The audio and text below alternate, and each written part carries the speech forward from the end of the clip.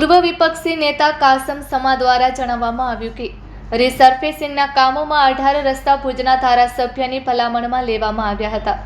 એમાં જે પાટવાણી ગેટથી સરપટ નાકા સુધીનો રસ્તો લેવામાં ના આવ્યો, કારણ કે આ રસ્તાનો કોઈ માલિક થવા તૈયાર નથી, જેથી તે રસ્તામાં પડેલા મોટા ખાડાના કારણે અકસ્માતો થઈ રહ્યા છે, છતાં પણ ધારાસભ્યના પેટનું પાણી હલતું નથી। આ બાબતે નગરપાલિકાને રજૂઆત કરાતા 60 લાખ રૂપિયા મંજૂર કરી આ રસ્તો લેવામાં આવ્યો હતો, છતાં આ રસ્તાનું કોઈ કામ કરવામાં નથી આવ્યું।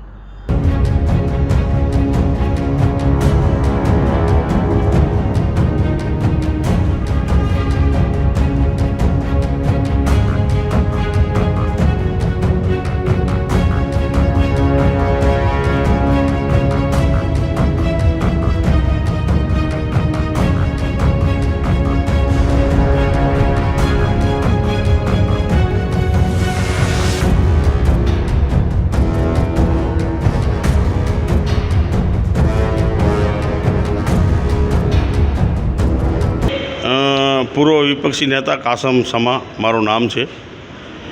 આજે જ્યારે રસ્તાની વાત આવે ત્યારે રીસર્ફેસિંગના કામોમાં 18 રસ્તા ભુજના ધારાસભ્યની ભલામણથી લેવામાં આવ્યા હતા।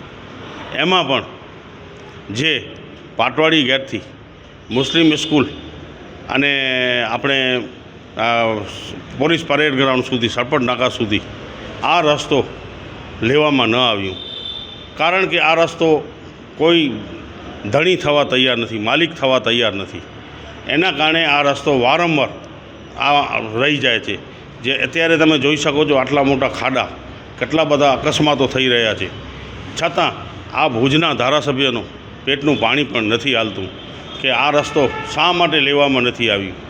જ્યારે અમે ચાલુ હોદ્દા ઉપર હતા ત્યારે નગરપાલિકામાં પણ પૂર્વ કારોબારી ચેરમેન પ્રમુખશ્રી પાસે, ચીફ ઓફિસર પાસે જ્યારે રજૂઆતો કરી હતી ત્યારે રીસર્ફેસિંગના કામોમાં 60 લાખ રૂપિયા મંજૂર કરી આ રસ્તો લેવામાં આવ્યું હતું, પણ આજ દિવસ સુધી આ રસ્તાનું કોઈ કામ કરવામાં નથી આવ્યું।